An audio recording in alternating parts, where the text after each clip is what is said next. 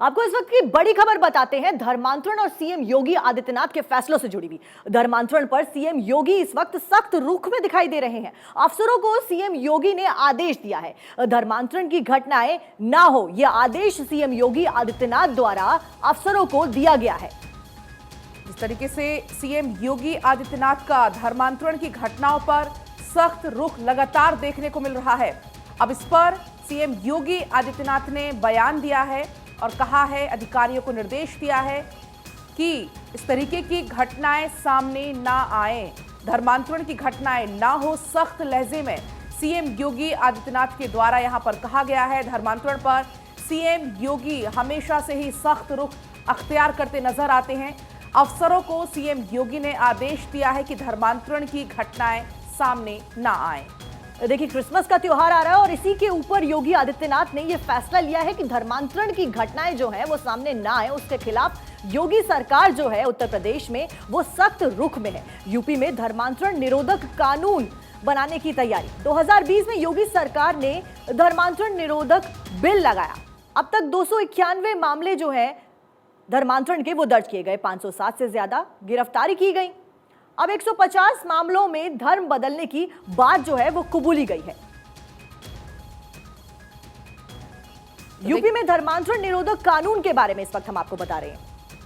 बिल्कुल, तो देखिए लगातार आपको हम एक ग्राफिक्स के जरिए भी बता रहे हैं। यूपी में धर्मांतरण निरोधक कानून 2020 में योगी सरकार ने धर्मांतरण निरोधक बिल लाया। आपको बताएं कि अब तक धर्मांतरण के 291 मामले दर्ज हो चुके हैं।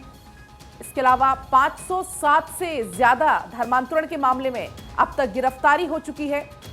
आपको बताएं कि 150 मामले में धर्म बदलवाने की बात भी कबूल ली गई है।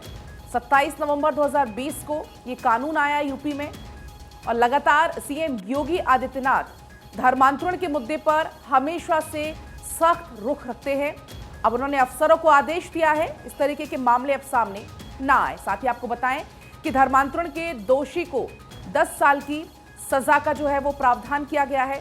देखिए, 27 नवंबर 2020 को यह कानून लाया गया था योगी आदित्यनाथ द्वारा। धर्मांतरण के खिलाफ सख्त रुख अपनाते हुए योगी आदित्यनाथ का यह फैसला, 15 से 50 हजार तक का जुर्माना लगाया जाएगा अगर कोई धर्मांतरण कराने के आरोप में पकड़ा जाता है। 15 से 50 हजार तक का जुर्माना 2020 27 नवंबर को यह बिल लाया गया था और इसके बाद एक बैठक करके योगी आदित्यनाथ ने फिर से धर्मांतरण के खिलाफ एक्शन लेते हुए एक बार फिर से लोगों को बताया है और सख्त रुख योगी सरकार का दिखाया है। इस वक्त की बड़ी खबर, जबरन धर्मांतरण में किया तो खैर नहीं, योगी आदित्यनाथ के साफ शब्द।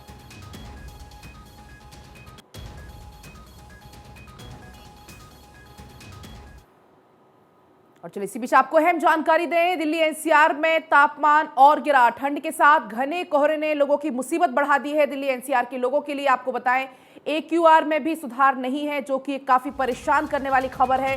दिल्ली एनसीआर में तापमान और गिरा। दिल्ली एनसीआर के लोगों को दोहरी मार झेलनी पड़ रही है। एक तरफ ठंड, दूसरी तरफ घना कोहरा। एनसीआर की यदि AQI की बात करें तो वो भी लगातार खराब श्रेणी में दर्ज किया जा रहा है। एनसीआर में तापमान जो है वो एक बार फिर से गिरता हुआ नजर आ रहा है। देखिए, दिसंबर का महीना चल रहा है और ठंड है कि खत्म होने का नाम ही नहीं ले रही है और बढ़ती चली जा रही है। दिल्ली एनसीआर के लोगों को दोहरी मार जो है, डबल अटैक जिसे हम कहते हैं, वो झेलना पड़ रहा है। AQI हो, पोल्यूशन हो या फिर वो कोहरा हो, दोनों तरफ से लोग जो है वो परेशान है। सुबह बाहर निकलते हैं तो स्मॉग का सामना करना पड़ता है, फॉग भी होती है और पोल्यूशन भी होता है। दोनों तरफ से परेशानियां जो है दिल्ली वासी और तमाम एनसीआर के जो लोग हैं वो इस वक्त झेल रहे हैं। कई सारे शहरों में इसको देखते हुए ऑरेंज अलर्ट और येलो अलर्ट जो है वो राज्य सरकारों द्वारा जारी कर दिया गया है। दिल्ली एनसीआर में और गिरा तापमान। बिल्कुल साक्षी, देखिए, और लगातार इस तरीके से कोहरे के चलते सुबह सवेरे दफ्तर जाने वाले लोगों को खासी परेशानी का सामना करना पड़ता है। हालांकि देखिए, स्कूलों के समय में भी बदलाव कर दिया गया है ठंड के चलते, कोहरे के चलते। और बात यदि AQI की करें तो AQI भी दिल्ली का खराब श्रेणी में लगातार जो है वो दर्ज किया जा रहा है और यही हाल है एनसीआर के। दिल्ली एनसीआर में AQI का जो है श्रेणी लगातार वो भी खराब दर्ज की जा रही है। देखिए, येलो अलर्ट आपको हम बता रहे हैं। बाराबंकी, रायबरेली, अमेठी, अयोध्या, ये यूपी के जिले हैं जहां पर येलो अलर्ट जारी कर दिया गया है। सुल्तानपुर, प्रतापगढ़, प्रयागराज, जौनपुर ठंड को देखते हुए यहां पर येलो अलर्ट जारी किया है। वाराणसी, मिर्जापुर, चंदौली और आजमगढ़। देखिए बिल्कुल, अगर हम ठंड की बात करें तो दिल्ली में इस वक्त जो तापमान है वो 6 डिग्री है, लखनऊ में 8 डिग्री, देहरादून में 9 डिग्री, शिमला में -1 और जयपुर में 7 डिग्री। चंडीगढ़ की बात करें तो 8 डिग्री, जम्मू कश्मीर में -3 डिग्री और लुधियाना में 6 डिग्री। इन जिलों में येलो अलर्ट, आपकी स्क्रीन पर जिले जिनमें येलो अलर्ट और ऑरेंज अलर्ट जारी कर दिया गया है। और अब आपको हम वो जिले दिखा रहे हैं जहां पर ऑरेंज अलर्ट जारी किया गया है। लखनऊ, बाराबंकी, इसके अलावा आपको बताएं रायबरेली, अमेठी, सुल्तानपुर, गोंडा, बलरामपुर, श्रावस्ती, बहराइच, सीतापुर, ये ऐसे जिले हैं जहां पर ऑरेंज अलर्ट जारी किया गया है।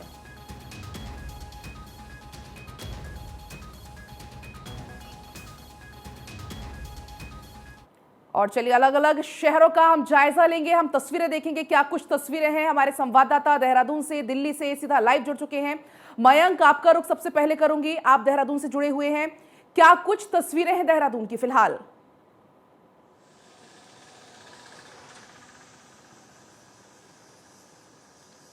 बिल्कुल, देखिए सुबह का समय है और जब हमारी 6:30 की बुलेटिन शुरू होती है उस वक्त से अगर हम देखना शुरू करें तो देहरादून में राहत की बात यह है कि यहाँ पे जो विजिबिलिटी है वो बहुत ही क्लियर है और क्लियर होने के साथ जो थोड़ा सा लोगों के लिए राहत ये है जो खास तौर पे जो वाहन निकलते हैं, जो अपने जरूरी काम से निकलते हैं, उनके लिए राहत की बात यह है कि उनको विजिबिलिटी की समस्या नहीं होती है। हालांकि पहाड़ों में जो स्थिति है वो थोड़ी सी चुनौतीपूर्ण बन गई है क्योंकि पहाड़ों में जो नल का पानी है, जो पीने का पानी आता है, वो अब जमने लगा है। इसके अलावा कई जगह पे जो छोटे झरने हैं वो बर्फ की शक्ल ले चुके हैं, यानी चुनौतियां जो है पहाड़ में इस ठंड के बढ़ने के साथ शुरू हो रही हैं। सड़कों पे पाला पड़ रहा है और जब पाला पड़ता है ऐसे में जो सबसे ज्यादा समस्या होती है वो गाड़ी की स्किड होने की होती है और पहाड़ों में यही एक बड़ी वजह मानी जाती है हादसों की। दूसरी तरफ अगर हम मैदानी जिलों की बात करें, हरिद्वार, उधम सिंह नगर, जो मैदानी जिले हैं उत्तराखंड के, यहाँ पे कोहरे का असर है। लेकिन राहत की बात यह है कि देहरादून में कोहरा नहीं है और ऐसे में जब कोहरा नहीं होता है तो धूप बहुत खिल के सामने आती है और दिन के समय जो टेम्परेचर है वो सामान्य हो जाता है। इस वक्त भी जब मैं आपसे बात कर रहा हूँ उस समय जो तापमान है वो 9 डिग्री के आसपास है, यानी अगर हम अन्य जिलों में जाते हैं, मैदानी जिलों की तरफ जाते हैं, उनकी तुलना अगर करें तो निश्चित तौर पे जो हालात हैं वो राहत भरे हैं। AIQ लेवल भी जो है वो बहुत ज़्यादा नहीं है, 50 के आसपास है, यानी एक आ जा सकता है कि साफ है, कोई दिक्कत नहीं है, पॉल्यूशन की कोई प्रॉब्लम नहीं है। हालांकि ये जरूर है कि इस ठंड को देखते हुए जो छोटे बच्चे हैं उनके स्कूल आज से पूरी तरह से बंद हो जाएंगे और अब ये स्कूल खुलेंगे 15 जनवरी के बाद।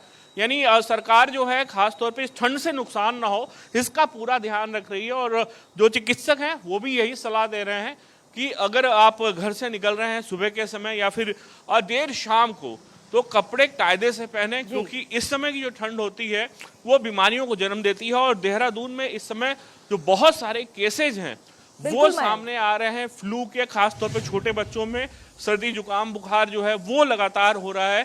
तो ये एक थोड़ी सी चिंता का विषय है और यही वजह है कि डॉक्टर जो है बच के रहने की सलाह दे रहे हैं। जी मयंक, हम आपका रुख करते हैं दोबारा, इतने में हम आनंद से जुड़ते हैं। दिल्ली से आनंद हमारे साथ लाइव हैं।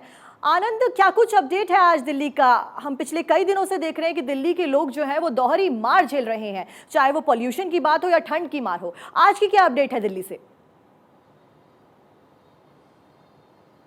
जी, अब मैं आपको बता दूं, जैसे कि हमारे वरिष्ठ सहयोगी मयंक जी ने उत्तराखंड से बताया कि उत्तराखंड में बर्फबारी के चलते ठंड बढ़ गई है, लेकिन उसका असर दिल्ली NCR में देखा जा सकता है। मैं इस वक्त बदरपुर बॉर्डर मेट्रो स्टेशन पे खड़ा हूं, आप सामने देख सकते हैं। आपको देखने में कोहरा भरसक ना दिखे, लेकिन दिल्ली की ठंडी जो कि अपने आप में बदनाम है वो लगातार बढ़ती जा रही है, जिससे दिल्ली वासियों के दिल में लगातार एक सहम जा रहे हैं। और लगातार एयर क्वालिटी इंडेक्स की बात करें तो एयर क्वालिटी इंडेक्स लगातार दिल्ली का अनहेल्दी रीजन में बना जा रहा है।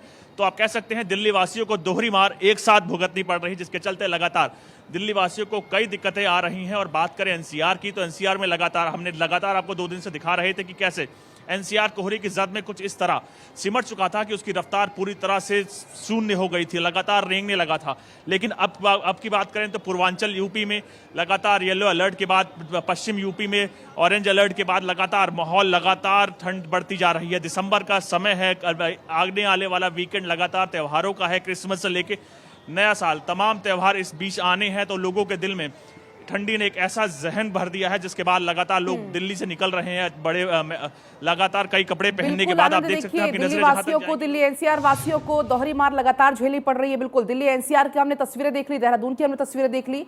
अब एक बार रुक कर लेते हैं चंडीगढ़ का, जहां से थानेश्वर शर्मा जुड़े हुए हैं।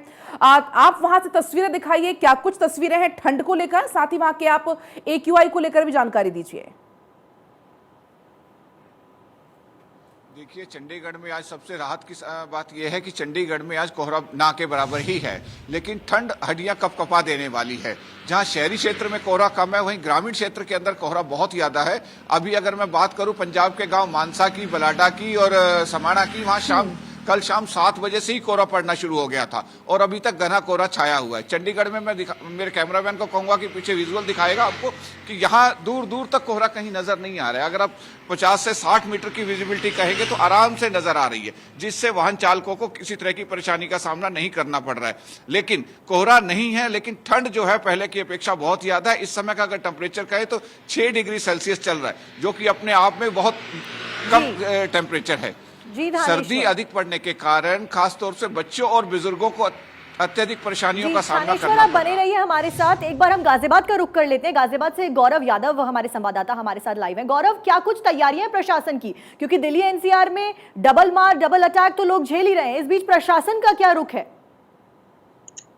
जी बिल्कुल, देखिए साक्षी, सबसे बड़ी चीज होती है जैसे जैसे ठंड आती है तो जो आउटसाइड से लोग आते हैं काम करने के लिए, उनको जगह देना, उनके शरणार्थी गृह तैयार करना और उन शरणार्थी गृहों में कंबल की व्यवस्था, अलाव की व्यवस्था, और अब तो कोविड आ गया है तो कोविड में सोशल डिस्टेंसिंग को मेंटेन करते हुए लोगों में ट्रांसमिशन ना हो जाए कोविड का, इस सब को देखते हुए कई सारी चुनौतियां जिला प्रशासन के सामने और नगर निगम के सामने है और उन सब का फॉलोअप वो लगातार ले रहे हैं। कल रात भी हमने देखा था जो जिलाधिकारी थे वो खुद मौके पर पहुंचे थे और उन्होंने कुछ शेल्टर होम्स का मुआयना किया था, क्योंकि कई बार होता है कि प्रशासनिक अधिकारी यदि घर से ना निकले तो नीचे के जो अधीनस्थ अधिकारी होते हैं वो लापरवाही बरत देते हैं और वो लापरवाही कहीं ना कहीं भारी पड़ जाती है। और देखने में जिस तरीके से कोविड का जो दौर है, कोविड बढ़ रहा है, ऐसे में सबसे बड़ी चीज ये है कि एहतियात बरतना। गौरव, बहुत बहुत शुक्रिया हमारे तमाम संवाददाताओं का हमारे साथ अपडेट शेयर करने के लिए। चलिए अब आपको इस वक्त की बड़ी खबर बताते हैं। आज अमृत महोत्सव को संबोधित करेंगे देश के प्रधानमंत्री नरेंद्र मोदी। 75वें अमृत महोत्सव को संबोधन करेंगे वो। पीएम मोदी सुबह 11 बजे वीडियो कॉन्फ्रेंसिंग के जरिए इस संबोधन को करेंगे। श्री स्वामी नारायण गुरुकुल राजकोट संस्थान का ये कार्यक्रम है जिसका वीडियो कॉन्फ्रेंसिंग के जरिए प्रधानमंत्री नरेंद्र मोदी संबोधन करेंगे। इस वक्त की बड़ी खबर देखिए, सुबह 11 बजे का वक्त होगा जब पीएम मोदी वीडियो कॉन्फ्रेंसिंग के जरिए यहां पर संबोधित करेंगे। 11 बजे का समय श्री स्वामी नारायण गुरुकुल राजकोट संस्थान का ये कार्यक्रम है जिसमें पीएम मोदी संबोधित करेंगे। 11 बजे 75वें अमृत महोत्सव को संबोधित करेंगे पीएम मोदी। 11 बजे इनका संबोधन होगा। हर किसी की नजरें 11 बजे होने वाले संबोधन पर टिकी हुई हैं। तो 75वें अमृत महोत्सव को लेकर यहां पर पीएम मोदी का संबोधन होगा। और अब चलिए आगे बढ़ेंगे, आपको बड़ी खबर बताएं। सीएम योगी आदित्यनाथ का दिल्ली दौरा है। बीजेपी आलाकमान से कर सकते हैं मुलाकात। पीएम मोदी से भी मिलेंगे सीएम योगी आदित्यनाथ। यूपी को लेकर कल बड़ी बैठक हो सकती है। आपको बताएं, यूपी बीजेपी में बदलाव की चर्चा है, तो पीएम मोदी से भी मिलेंगे सीएम योगी आदित्यनाथ और यूपी को लेकर कल बड़ी बैठक हो सकती है। बीजेपी आलाकमान से मुलाकात करेंगे, तो सूत्रों के हवाले से बड़ी खबर सामने आ रही है। आदित्यनाथ का दिल्ली दौरा है और बीजेपी आलाकमान से वो कर सकते हैं मुलाकात, कहा जा रहा है। पीएम मोदी से भी मिलेंगे सीएम योगी।